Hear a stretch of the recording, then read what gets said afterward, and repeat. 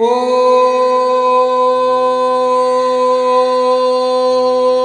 ஸ்ரீ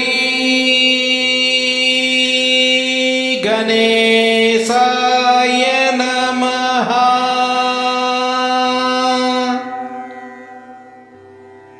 ஓம் ஸ்ரீ சரஸ்வத்யை நமஹ.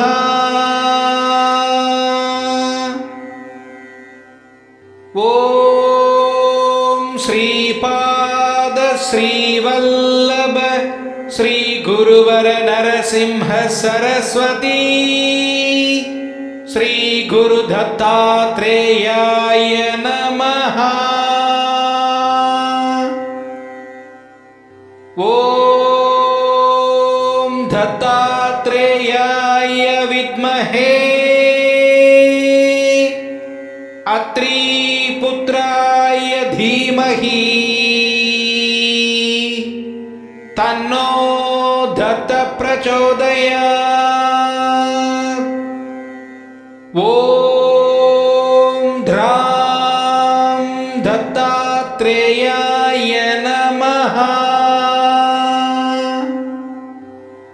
தத்த திகம்பரா தத்த திகம்பரா ஸ்ரீபாத ஸ்ரீவல்லப தத்த திகம்பரா ஸ்ரீபாதராஜம் சரணம் பிரபத்யே.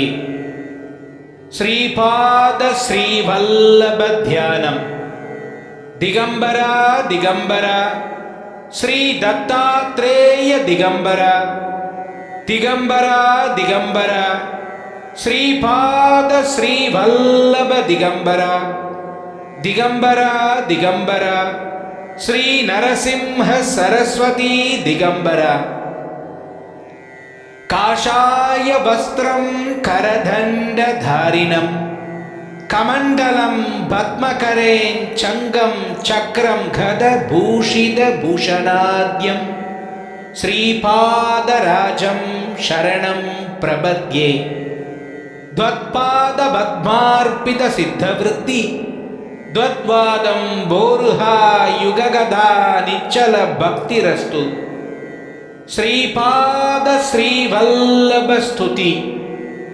ஸ்ரீபாத வல்லப குரோஹோ பதனாரவிந்தம் வைராக்ய தீப்தி பரமோஜ்வலி மத்விதீயம் மந்தஸ்மிதம் சுமதுரம் கருணாத்ர நேத்ரம் சம்சாரதாபஹரணம் சததம் ஸ்மராமி. ஸ்ரீபாத வல்லப குரோஹோ கரகல்ப விருக்ஷம் பக்தேஷ்டதான நிரதம் ரிபு சம்சயம் வை சம்ஸ்மரண மாத்ர சித்தி ஜாகரணம் சுபத்ரம் சம்சார பீதி சமனம் சததம் பஜாமி.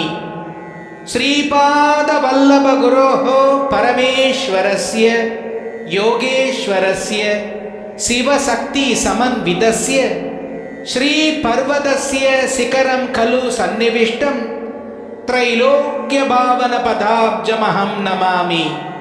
திகம்பரா திகம்பரா ஸ்ரீபாத ஸ்ரீவல்லப திகம்பரா சம்பூர்ண ஸ்ரீ ஸ்ரீபாத ஸ்ரீவல்லப சரிதாமிருதம். அத்தியாயம் 29. அக்னி பிரவேசம் மேற்கொண்ட தம்பதிகள் பற்றிய விளக்கம். ஸ்ரீ ஸ்ரீபாத ஸ்ரீவல்லப சுவாமியின் தெய்வீக அறிவுரை. குருகட்டாவை அடைந்தவுடன் ஸ்ரீ ஸ்ரீபாத ஸ்ரீவல்லப சுவாமியை தரிசனம் செய்தோம். அவருடைய கட்டளைக்கு அடிபணிந்து அவர் இருக்கும் இடத்தில் அமர்ந்தோம். ஸ்ரீ ஸ்ரீபாத ஸ்ரீவல்லப சுவாமி பின்வரும் செய்திகளை எங்களுக்கு அருள் கூர்ந்து வழங்கினார். ஸ்ரீ ஸ்ரீபாத ஸ்ரீவல்லப சுவாமியிடம் சரணடைந்தவர்களை அவர் காப்பாற்றுவார். என் அருமை மகன்களே, நேற்று நடந்த ஸ்ரீ வாசவியின் பிறந்த நாள் விழாவை காண நீங்கள் பாக்கியம் செய்திருக்கின்றீர்கள். நேரமும் இடமும் என் கையில் விளையாட்டு பந்து போன்றவை. நடந்து கொண்டிருக்கும் நிகழ்ச்சிகள் அல்லது கடந்த, நிகழ் மற்றும் எதிர்காலங்களில் நடந்த அல்லது நடக்க இருக்கும் நிகழ்ச்சிகள் அனைத்தையும் என்னால் மாற்ற முடியும். நீங்கள் எவ்வளவு முயற்சி செய்தாலும் இடத்தையும் நேரத்தையும் முடிவில்லா பயணமாக தோன்ற நான் ஆணையிடுவேன். உங்களுடைய சைதன்ய நிலைக்கு ஏற்ப என்னை பற்றி நீங்கள் புரிந்து கொள்ள முடியும். எல்லா தர்மங்களையும் துறந்துவிட்டு உங்களுடைய ஆழ் மனதில் இருக்கும் என்னிடம் தஞ்சம் அடைந்து என்னுடைய கட்டளைகளுக்கு உட்பட்டு செயல்படும் பொழுது உங்களுடைய பாரங்களை நான் சுமந்து உங்களை அக்கறைக்கு அழைத்துச் செல்வேன். இயற்கையை வெறும் வார்த்தை மூலம் என்னால் ஆணையிட முடியும் என்பதனால் நான் சரஸ்வதி என்ற பெயருடன் புகழடைவேன். கலியுகத்தில் மக்கள் எல்லாம் இரண்யகசிபு போன்றவர்கள். அவர்களுடைய பிரச்சனைகள், யோசனைகள், எண்ணங்கள் மற்றும் செயல்கள் அனைத்தும் மிகவும் சிக்கலானது. அவர்கள் இயற்கையுடன் பொருள் ரீதியான சிறந்த அறிவை வளர்த்து கொண்டு இயற்கை அன்னையிடமிருந்து இரண்யகசிபு போல வரங்களை பெற்றுக்கொள்வார்கள். ஆதலால் கலியுகத்தில் பிரகலாதனை போல் உள்ள அப்பாவி பக்தர்களை காப்பாற்றுவதற்காக நான் நரசிம்மரை போல அவதாரம் எடுக்க வேண்டும். ஆகவே நான் ஸ்ரீ நரசிம்ம சரஸ்வதி என்ற பெயரில் கந்தர்வபுரத்தில் கானகாபூரில் இன்னொரு அவதாரம் எடுத்து புகழடைவேன் என்றார் ஸ்ரீ ஸ்ரீ பாத ஸ்ரீ வல்லப சுவாமி. ஸ்ரீ கன்யகா பரமேஸ்வரியுடைய உத்தரவாதத்தின் கதை. பின்னர் அவர் ஸ்ரீ வாசவி அன்னையை பற்றி கூறினார். சமாதி என்ற பெயருடைய துறவி ஜெகன்மாதாவின் பக்தராக இருந்தார். அவர் பின்னாட்களில் குசும சிரேஷ்டியாக பிறந்தார். ஆதிசக்தி வாசவி என்ற பெயரில் அவருடைய மகளாக பிறந்தாள். கேட்கக்கூடாத ஒன்றை விஷ்ணுவர்தன் கேட்டான். ஆரிய வைசியர்கள் தங்கள் கௌரவத்தை காப்பாற்றிக் கொள்ள அக்னியில் விழுவதே மேல் என சிந்தித்து முடிவெடுத்தனர். ஸ்ரீ வாசவி மிகுந்த பேரொளியுடன் ஆரிய மகாதேவியாக தன் பெற்றோர்கள் மற்றும் மற்ற கோத்திரத்தைச் சேர்ந்த தன் உறவினர்களுக்கும் காட்சியளித்தாள். அந்த பேரொளியை காண முடியாமல் பலர் மயக்கம் அடைந்தனர். பின்னர் அம்பிகையானவள் தன் பேரொளி வடிவத்தை விடுத்து சாதாரணமாக தோற்றமளிக்கும் வாசவி கன்யகா உருவத்தில் காட்சி அளித்தாள். அவள் அவளுடைய வைசிய மக்களிடம், தாய் தந்தையரே, நாம் அக்னி பிரவேசம் மேற்கொண்ட உடனேயே விமலாதித்யனுடைய தலையானது 1000 துண்டுகளாக உடைந்துவிடும். ஸ்ரீ நாகரேஸ்வரர் தான் வைசியர்களின் ஆதார தெய்வம் என்பதனை எப்பொழுதும் மனதில் வைத்துக் கொள்ளுங்கள். விந்தியவாசினி என்று அழைக்கப்படுவது வேறு யாருமல்ல, நான் தான். பசுக்கள் மற்றும் பிராமணர்களுக்கு சேவை செய்வது, குல தெய்வ வழிபாடு மற்றும் கோத்திர வழிபாடுகள் உன்னிப்பாக நடத்தப்பட வேண்டும். இந்த விதிகள் மற்றும் விதிமுறைகளை நீங்கள் அனைவரும் பின்பற்றினால் உங்கள் இல்லங்கள் மற்றும் மனதில் என் கொலுசொலியை கேட்பீர்கள் என்று நான் உங்களுக்கு கருணையுடன் உத்திரவாதம் அளிக்கின்றேன். உங்கள் இல்லங்களில் லக்ஷ்மி கடாட்சம் பிரகாசிக்கும். நீங்கள் இவ்வுலக வாழ்க்கையில் அனைத்து மங்களமும் சுகங்களையும் பெற்று வெற்றியாளராகி கைலாசத்தை அடைந்து அங்கு சந்தோஷமாக இருப்பீர்கள் என்றாள் ஸ்ரீ வாசவி கன்யகா பரமேஸ்வரி மாதா. நான் ஸ்ரீ ஸ்ரீ பாத ஸ்ரீ வல்லப சுவாமியிடம் மகாபிரபு ஹோமகுண்டத்தில் இறங்கிய தம்பதிகள் யார்? அவர்களுடைய கோத்திரங்கள் என்ன? தயவு செய்து எனக்கு கூறுங்கள் என்று கேட்டேன். இறைவனானவர் மிகவும் மகிழ்ச்சி அடைந்து கூறினார், 102 கோத்திரங்களைச் சேர்ந்த மக்கள் ஆரிய வைசியர்கள் என்று அழைக்கப்படுவார்கள். ஆரிய மகாதேவி என்கின்ற ஸ்ரீ வாசவி கன்யகாவுடன் ஹோமகுண்டத்திற்குள் இறங்கிய தம்பதிகளை நினைவில் கொள்பவர்களின் பாவங்கள் அனைத்தும் பொசுங்கிவிடும், விலகிவிடும். கோத்திரங்கள் பற்றிய வர்ணனை.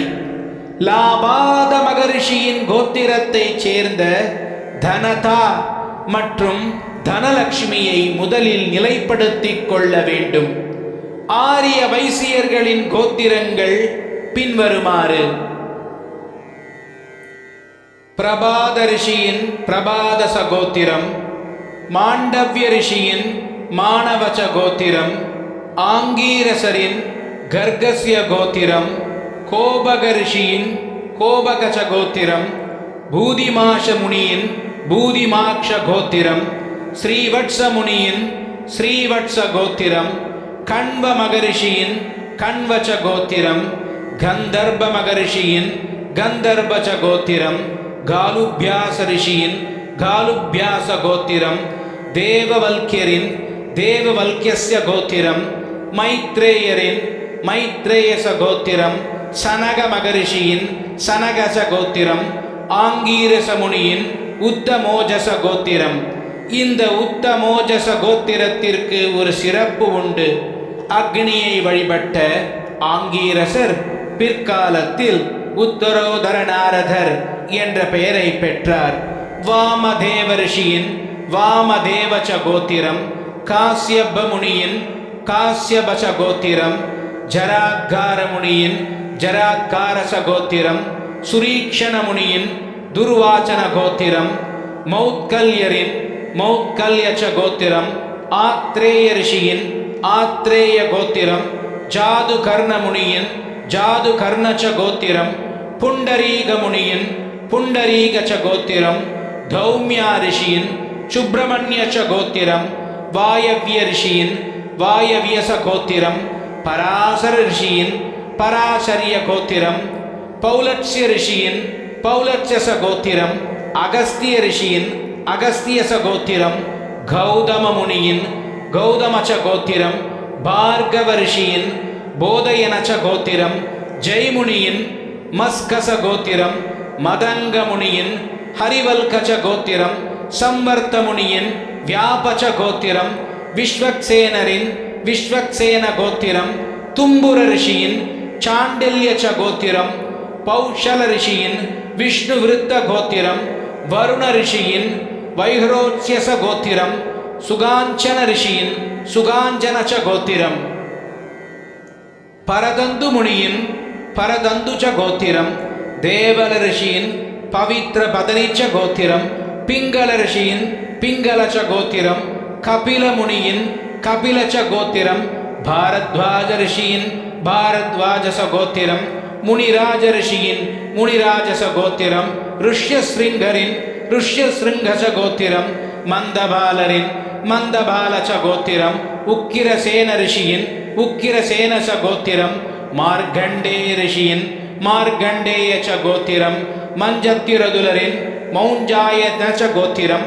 யாக்ஞவல்க்ய ரிஷியின் யாக்ஞவல்கச்ச கோத்திரம், பாபி ரிஷியின் பாப்ரேயச்ச கோத்திரம், பிராச்சீனரின் பிராச்சீனச்ச கோத்திரம், ஸ்ரீதரரின் ஸ்ரீதராச்ச கோத்திரம், ஜடபரதரின் ஜடபரதரச்ச கோத்திரம், கர்க்யரின் தித்திரச்ச கோத்திரம், கௌண்டின்யரின் கௌண்டின்யச்ச கோத்திரம், வேதநிதியின் கபீதரச கோத்திரம், பிருகு மகரிஷியின் பார்கவச்ச கோத்திரம், சம்வர்த்தரின் சம்வர்த்தச கோத்திரம், ஹயக்ரீவரின் த்ரிஜதச கோத்திரம், வால்மீகரின் வால்மீகச்ச கோத்திரம், பவித்ரபாணியின் தைதியேச்ச கோத்திரம், மரீச்சரின் மரீச்ச கோத்திரம், போதயானவின் சௌவர்ணச்ச கோத்திரம், சரபமுனியின் உச்சிச்சச கோத்திரம், காமியக ரிஷியின் காந்தேய கோத்திரம், சத்யவிரதரின் சத்யச கோத்திரம், மகாசேனரின் சனத்குமார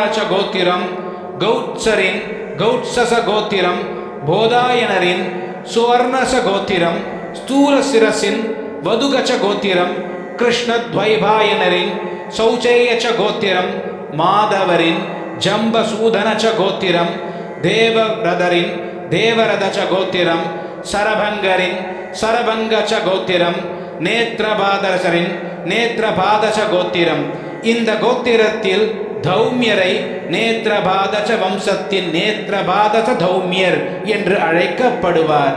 விஷ்ணு விருத்த முனியின் கிருஷ்மனசன கோத்திரம், சக்கரபாண முனியின் சக்கரபாணீச்ச கோத்திரம், பிரகஸ்பதியின் ஜீவந்திச்ச கோத்திரம், வசிஷ்டரின் வசிஷ்ட கோத்திரம், துர்யாவிரதரின் சௌனகச்ச கோத்திரம், மௌச்சல ரிஷியின் சுவர்ணச கோத்திரம், ஆங்கீரச ரிஷியின் சுவர்ணச கோத்திரம், சனந்தரின் சனந்தனச கோத்திரம், புண்டரீகரின் உத்கிருஷ்டச கோத்திரம், ஆங்கீரசரின் சுக்லாச்ச கோத்திரம், புண்டிரீகரின் புண்டரீகச்ச கோத்திரம், கிருஷ்ணரின் கிருஷ்ணச்ச கோத்திரம், திரிஜடுவின் தரணீச்ச கோத்திரம், பல்லவ முனியின் பல்லவச்ச கோத்திரம், சதுஷ்கருணுவின் மௌச்சலச்ச கோத்திரம், ஆஸ்வலயானரின் அச்சாயனச்ச கோத்திரம், சுந்தரிய முனியின் சுந்தரச கோத்திரம், வருணரின் வருணச்ச கோத்திரம், ஜாபாலியின் வாசுதேவச்ச கோத்திரம், சாரங்கரவரின் சாரங்கவச்ச கோத்திரம், சுதீக்ஷணரின்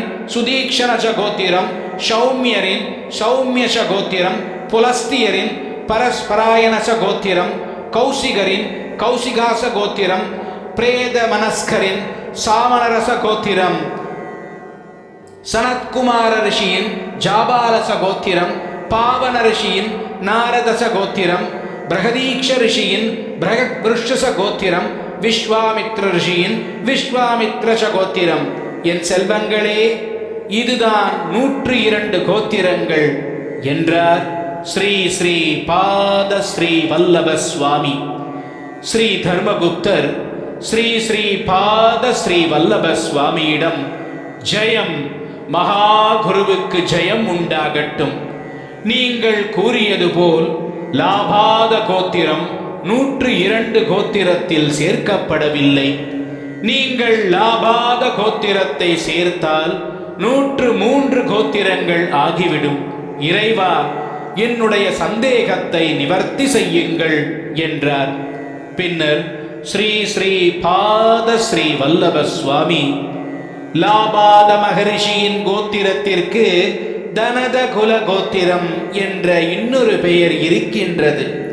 லாபாத மகரிஷிக்கு தொடர்புடைய காஸ்யபஷ கோத்திரம் இருக்கின்றது. பிரபாத கோத்திரத்தில் அபிரமாம்பா மற்றும் ராமச்சந்திராரிய தம்பதியை தவிர குசுமாம்பா மற்றும் குசுமஸ்ரேஷ்டி தம்பதியும் அக்னி பிரவேசம் செய்தனர். லாபாத மகரிஷிக்கு தொடர்புடைய தனதகுல கோத்திரம் இருக்கின்றது. காஸ்யபஷ கோத்திரம் முடிவடைந்து விட்டது.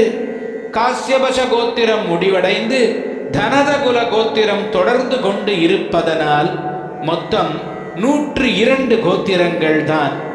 கலியுகத்தின் முடிவில் ஸ்ரீ வாசவி கன்யகா பரமேஸ்வரி மற்றும் ஸ்ரீ நாகரேஸ்வரரின் திருமணம் நடைபெறும் பொழுது ஸ்ரீ வாசவி கன்யகாவின் கோத்திரம் பிரபாத கோத்திரத்துடனும் ஸ்ரீ நாகரேஸ்வரரின் கோத்திரம் காஸ்யபஷ கோத்திரத்துடனும் தொடர்புடையதாக இருக்கும். இதுதான் அதில் உள்ள சூக்ஷ்ம தர்மம். ஸ்ரீ வாசவி கன்யகாவாக நடத்தப்படும் வரை தனதகுல கோத்திரம் 102 கோத்திரத்தில் கருதப்படும். கலியுகத்தின் முடிவில் லாபாத மகர்ஷி கோத்திரம் காஸ்யபஷ கோத்திரம் என்று அறியப்படும். கலியுகத்தின் முடிவில் தனதகுல கோத்திரம் முடிவடையும் என்றார் ஸ்ரீ ஸ்ரீ பாத ஸ்ரீ வல்லப சுவாமி. அக்னி பிரவேசம் மேற்கொண்ட தம்பதிகளின் பெயர்கள். அக்னி பிரவேசம் மேற்கொண்ட தம்பதிகளின் பெயர்களை ஸ்ரீ ஸ்ரீ பாத ஸ்ரீ வல்லபர் பின்வருமாறு கூறினார். అభిరమాంబ రామచంద్రుడు, భ్రమరాంబ బాలార్కశ్రేష్ఠి రాజముఖి రాజేంద్రగుప్త రాజ్యలక్ష్మి ధిరవినరాజశ్రేష్ఠి సమదర్శిని సోమధుడు కీర్తిగాంధ ఉద్బలాక్షుడు భీమాంబ పృథివీచగుప్త పుష్పాంబ భువనాదవ శ్రేష్ఠి చిత్రభాషిని చిత్రాసుభగర్యలు పాలామై బలదేవ శ్రేష్ఠి రాగమాజం రాఘాగ్య శ్రేష్ఠి పల్లభాంబ బాలవ్య శ్రేష్ఠి నారిమణి నాగాగ్య శ్రేష్ఠి ధనలక్ష్మి ధనగుప్త రుక్మవది భావన శ్రేష్ఠి చంద్రముఖి భూదాత్మర్చార్యలు ధర్మాంబ ఉత్తమావ్య శ్రేష్ఠి అమృత భాషిని గౌతమ శ్రేష్ఠి పల్లభాంబ మల్లాగ్య శ్రేష్ఠి విచక్షణాంగి రక్షావ్య శ్రేష్ఠి చంద్రరేఖ శ్రీధామ శ్రేష్ఠి జానవి జమదగ్నిగుప్త కళావతి చందిరాఖ్య శ్రేష్ఠి నీలాంబ నందాఖ్య శ్రేష్ఠి పల్లవపాని వల్లభ శ్రేష్ఠి అనుమిత అనంద శ్రేష్ఠి బోధమాంబ భోగాగ్య శ్రేష్ఠి విమల కపిలాచార్యలు అభినవాంబ అమల శ్రేష్ఠి ధారావళి వామనాచార్యలు కనగాంగి కుముదాగ్య శ్రేష్ఠి ఇందుముఖి విదాగ్య శ్రేష్ఠి కమలావతి ఘనసత్వ శ్రేష్ఠి సంజలాక్ష్మి భవనాగ్య శ్రేష్ఠి భ్రమరామణి దందునామార్యుడు మంజువాణి చుందార్గ్య శ్రేష్ఠి ఆర్యమాంబ మల్లాగ్య శ్రేష్ఠి కుందరధన గోవిందగుప్త అబ్జాముఖి జామదగ్ని శ్రేష్ఠి కమలాక్షి సమదాగ్య శ్రేష్ఠి ధారిణీదేవి కుమార శ్రేష్ఠి హల్లకాంబ భార్దివాచార్యలు ధనలక్ష్మి ధనదగుప్త లోలాంబ లోగావ్య శ్రేష్ఠి కమలావతి గౌరాగ్య శ్రేష్ఠి చౌదామిని బంబరాచార్యలు చంద్రకళ చంద్రమౌళి శ్రేష్ఠి ధనుమధ్య త్రిద సత్య శ్రేష్ఠి సుదర్శిని చౌదాగ్య శ్రేష్ఠి సుబోధిని సింహసేనాచార్యలు మోగిని పవిత్రపాణి శ్రేష్ఠి కుసుమాంబ కుసుమ శ్రేష్ఠి బాలామణి జనార్దన శ్రేష్ఠి దందవది అమిర్దాగ్య శ్రేష్ఠి సమశీల సమలాగ్య శ్రేష్ఠి చిత్రరేఖ కుశలాభ్యా శ్రేష్ఠి భామామణి భాస్కరాచార్యలు మణిమంజరి ఆదిత్యగుప్త ధనవది ధర్మాగ్య శ్రేష్ఠి శ్యామలాంబ కృష్ణశ్రేష్ఠి సరస్వతి పరశివ శ్రేష్ఠి కాళివదంచ బాలాక శ్రేష్ఠి హేమరేఖ సువర్ణరథ శ్రేష్ఠి మణిషలాక గంధర్భ శ్రేష్ఠి మేధాంబ మార్గండేయ శ్రేష్ఠి పృథివీదేవి మృదునామ శ్రేష్ఠి ధనదాంబ ములార్యలు ప్రోలాసిని పుణ్యరాశి గుప్త బింబాదిరి బీనభక్షార్యలు పల్లవాంబ భోగాగ్య శ్రేష్ఠి హేమాంగి మృదు చదువచార్యలు దేవాంబ భోగాగ్య శ్రేష్ఠి ఇభయాన నాగావ్య శ్రేష్ఠి భూమాంబ భ్రమార్యలు విదురాంబ మాధవార్యలు సోమప్రభ సింహధ్వజాయ శ్రేష్ఠి కంబుగండి కపిలార్యలు వసంతిక అర్ధనారీచ శ్రేష్ఠి బిబులాంబ నాగధ్వజాయ శ్రేష్ఠి మంజువాణి గుణపూంజగుప్త నీలవేణి భానుగుప్త కృష్ణాంబ నాగావ్య శ్రేష్ఠి పుష్పధామ విధాగ్యగుప్త ప్రభావతి పద్మనాభ శ్రేష్ఠి నవనీతాంగి విన్నాగ్య శ్రేష్ఠి విన్నమాంబ విశ్వనాథ శ్రేష్ఠి మేధాంబ వీరభద్రార్యలు గంగా భవాని విద్యాధర శ్రేష్ఠి చిత్రాంగి విన్నవరేణ్య శ్రేష్ఠి చుందరి జీముద శ్రేష్ఠి రాజముగి రాజేశ్వర శ్రేష్ఠి ఉద్రులాక్షి భూండిధార్యలు పద్మగంధి బాలభాను శ్రేష్ఠి సత్యవతి సత్యసంద శ్రేష్ఠి చంద్రాంబ జలదాగ్య శ్రేష్ఠి భవానిదేవి చంద్రబాణ శ్రేష్ఠి పద్మాక్షి ಮೇಘಸೇನ ಗುಪ್ತ ಸಬಲಾಕ್ಷಿ ಸಿಂಹಮುಗ ಶ್ರೇಷ್ಠಿ ಮಣಿಮಾಲ ಘನಮುಘಾರಿಯಲು ಧಾವನಿ ನಿರ್ಜಲಸೇನ ಗುಪ್ತ ಲೀಲಾವதி ஜனார்தன குப்தா குமுதவல்லி சுதரக்ஷண சிரேஷ்டி. இந்த விஷயங்களை கூறிய பின்னர் ஸ்ரீ ஸ்ரீ பாத ஸ்ரீ வல்லப சுவாமி தியானத்தில் ஆழ்ந்தார். எங்களையும் தியானத்தில் இருக்கச் சொன்னார். வெற்றி வெற்றி, ஸ்ரீ ஸ்ரீ பாத ஸ்ரீ வல்லபருக்கு வெற்றி. ஓம் ஸ்ரீ தத்தாத்ரேயார்ப்பணமஸ்து. அவதூத சிந்தன ஸ்ரீ குருதேவ தத்த. ஓம் பரபிரம்ம பரமாத்மனே நமः. सर्वकौतुकानि दर्शय दर्शय दत्तात्रेय नमः. ओम ओम फट स्वाहा. श्रीकरञ्ज पवित्रञ्ज सर्वलोक निवारण. लोके वशीकर भुंसां भद्वं त्रैलोक्य भावनं शुभम्. दिगंबरा दिगंबरा श्रीपाद श्रीवल्लभ दिगंबरा दिगंबरा दिगंबरा. श्री नरसिंह सरस्वती दिगंबरा दिगंबरा दिगंबरा. श्री दत्तात्रेय दिगंबरा. संपूर्ण श्री श्रीपाद श्रीवल्लभ चरितामृतम् அத்தியாயம் 29 முற்றிற்று. பிற அத்தியாயங்கள் தொடரும். ஸ்ரீ குருதத்தா. ஜெய் குருதத்தா. அவதூத சிந்தன ஸ்ரீ குருதேவ தத்த.